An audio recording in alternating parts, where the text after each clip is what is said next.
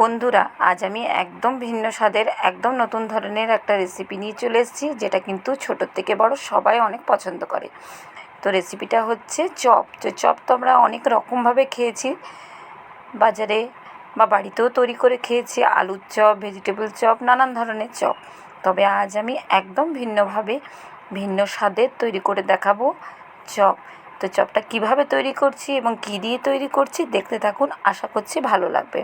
তো প্রথমেই দেখুন, এখানে আমি 200 গ্রামের মতো কুমড়ো নিয়েছি। তো একটু ছোটো ছোটো করে কেটে একটার মতো সিটি দিয়ে নিয়েছি। তো গরম আছে দেখুন, আর কুমড়োটাকে এইভাবে একটা হাতা দিয়ে এভাবে একটু ভেঙে নিচ্ছি। আর দেখুন কতটা পরিমাণ আমি সেদ্ধ করেছি, আপনারা দেখেই বুঝতে পারছেন। মানে হাতে করে মাখলে এইভাবে মাখা হবে। কুমড়োটাকে কিন্তু কোনোভাবেই বেশি সেদ্ধ করা যাবে না, একদম হালকা সেদ্ধ করে কুমড়োটাকে এইভাবে মেখে নিতে হবে। এবার এর মধ্যে আমি সেদ্ধ করে রাখা আলু দিয়ে দিচ্ছি। ঠিক যতটা পরিমাণ আমি কুমড়ো নিয়েছি তার থেকে একটু কম পরিমাণে এখানে আলু ব্যবহার করব। যেহেতু চপটা আজ আমি কুমড়োর তৈরি করছি, তাই কুমড়োর পরিমাণটা একটু বেশি রেখেই করছি। এবার আলুটাকেও এভাবে হাতে করে একটু মেখে নিচ্ছি। তো কুমড়ো এবং আলুটাকে ভালো করে মেখে নিলাম। এর মধ্যে আমি অল্প একটু নুন দিয়ে দিলাম।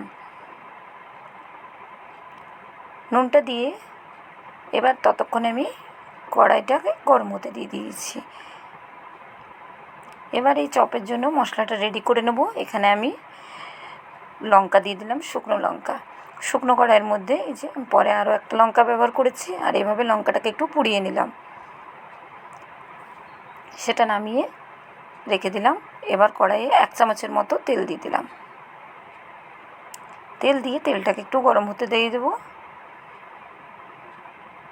এবার এর মধ্যে আমি 1 টুকরো আদা এভাবে গ্রেট করে নিচ্ছি। যেহেতু চপটা আজ আমি সম্পূর্ণ নিরামিষভাবে তৈরি করছি, তাই অবশ্যই আদা দিতে হবে।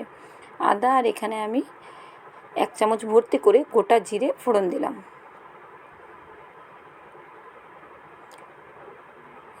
জিরের গুঁড়ো দিলাম 1/2 চামচ।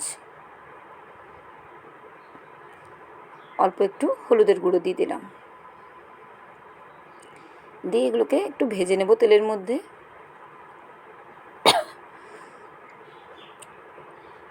তো এটা ততক্ষণে ভাজা হোক।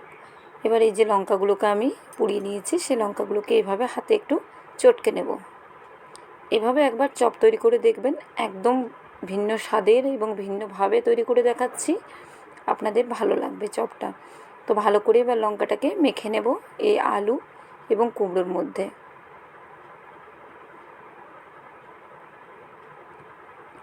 তো দেখুন মশলাটা ততক্ষণে আমার খুব ভালো করে ভাজা হয়ে গেছে।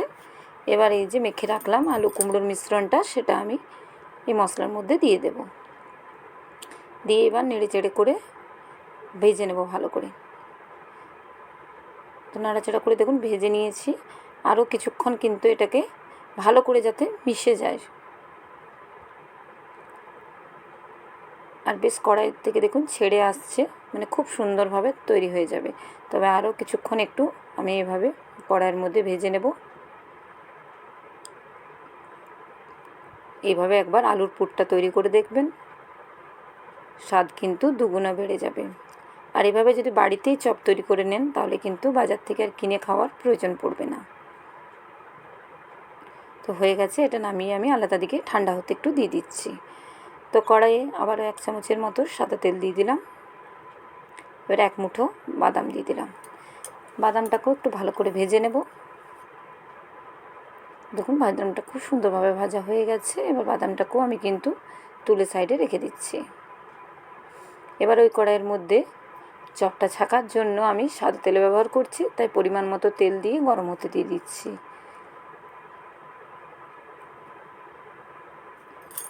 এবার বাদামটা একটু ঠান্ডা হয়ে গেছে, তো এইভাবে হাতে করে একটু ভেঙে নিচ্ছি আমি।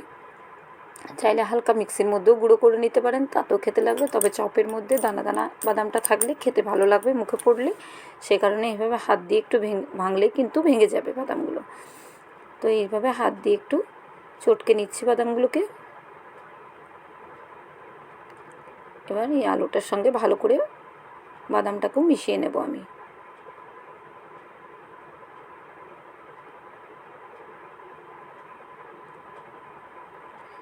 তো দেখুন খুব ভালো করে মেশানো আমার হয়ে গেছে। এবার এর থেকে ছোটো ছোটো বলের আকারে তৈরি করে রেডি করে রাখবো, তাহলে ছাকার সময় আমার সুবিধা হবে।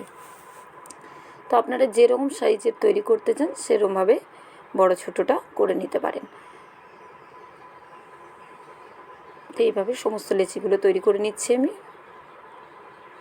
আর এখানে আমি নিয়েছি পরিমাণ মতো বেসন। বেসনের মধ্যে আমি 1 চামচ চালের গুঁড়ো দিয়েছি, আর পরিমাণ মতো অল্প একটু হলুদ, নুন, আর এখানে আমি 1/2 চামচ খাবারের সোডা দিয়ে দিলাম।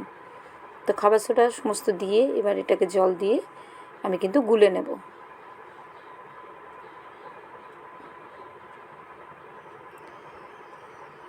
তো খুব বেশি পাতলা করব না, ব্যাটারটা একটু গাঢ় রাখবো। তো দেখুন ব্যাটারটা দেখিয়ে দিচ্ছি, আর যাতে কোনো রকম দলা না থাকে তো সেভাবে হাত দিয়ে এভাবে একটু কচলে মেখে নিতে হবে, একদম স্মুথভাবে যাতে ব্যাটারটা তৈরি হয়ে যায়। তো এভাবে আমি তৈরি করে নিয়েছি ব্যাটারটা। এবার কড়াইয়ের তেলটা ভালো করে গরম হয়ে গেছে। এবার এর থেকে একটা করে বল হাতে এইভাবে চ্যাপটা করে নিয়ে আর এইভাবে ব্যাটারে দিয়ে আমি ভেজে নেব। তো কড়াইয়ের মধ্যে দিয়ে দিয়েছি আরও একটা চপ, এখানে আমি ছেড়ে দিলাম। আর আমি এখানে খুব বেশি তেল ব্যবহার করিনি বন্ধুরা, কারণ অনেকটা পরিমাণ তেল ব্যবহার করলে আবার তেলটা পুড়ে যায়, তো বেশি পোড়া তেলটা পরে ব্যবহার করতে হয়, সে কারণে পরিমাণ মতোই আমি এখানে তেল ব্যবহার করেছি। তো এভাবে ঝাঁঝরাটা দিয়ে একটু উপরে দিয়ে দিলাম আর উল্টে দিচ্ছি। দেখুন খুব সুন্দরভাবে একটা পাশ ভাজা হয়ে গেছে। তবে এটা একদম দোকানের মতো কালার দেবো আমি, তাই একটু বেশিক্ষণ ধরে আমি ভেজে নেব।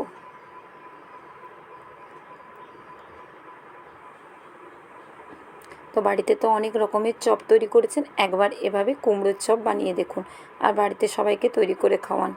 কথা দিচ্ছি স্বাদটা মুখে লেগে থাকবে, আর কেউ বুঝতে পারবে না যে এটা কুমড়ো দিয়ে তৈরি। অনেকে হয়তো কুমড়ো পছন্দ করে না, এভাবে কিন্তু একবার চপ তৈরি করে দেখুন আপনারা। তো দেখুন খুব সুন্দরভাবে একটা কালার চলে এসছে, এটা খুব সুন্দরভাবে ভাজা হয়ে গেছে। এবার এগুলোকে আমি তুলে নিচ্ছি। আমার রেসিপিগুলো ভালো লাগলে লাইক, কমেন্ট, শেয়ার এবং চ্যানেল সাবস্ক্রাইব করার অনুরোধ রইল সকলকে। যারা ফেসবুক থেকে দেখছেন অবশ্যই পেজটা ফলো করার অনুরোধ রইল। তো দেখুন একে একে আবারও বাকি দুটোকে দিয়ে দিলাম, দিয়ে আমি সমস্তগুলোকে ঠিক একই রকমভাবে ভেজে নিয়ে চলে আসবো। আর কতটা লোভনীয় হয়েছে মুড়ির সঙ্গে এরকম যদি সন্ধ্যের সময় থাকে চপ, তাহলে আর কিন্তু কোনো খাবারেরই আর প্রয়োজন পড়বে না। আমার বাড়িতে তো আমি নানান ধরনের চপ এভাবেই তৈরি করে দেখি, ট্রাই করি যে কেমন লাগছে খেতে। তো আজ কুমড়োর চপও তৈরি করে এর আগেও তৈরি করেছিলাম। তো অবশ্যই আপনারা কমেন্ট করে জানাতে ভুলবেন না কেমন লাগলো কুমড়োর চপের রেসিপি। দেখতে কতটা লোভনীয় হয়েছে আর খেতেও কিন্তু অসাধারণ হয়েছিল। তাই অবশ্যই পাকা কুমড়ো থাকলে এভাবে কুমড়োর চপ একবার হলেও বাড়িতে বানিয়ে খান এবং পরিবারের সবাইকে খাওয়ান। আজকের মতো এই পর্যন্ত। পরের আবার একটা ভিডিওতে আপনাদের সঙ্গে দেখা হচ্ছে।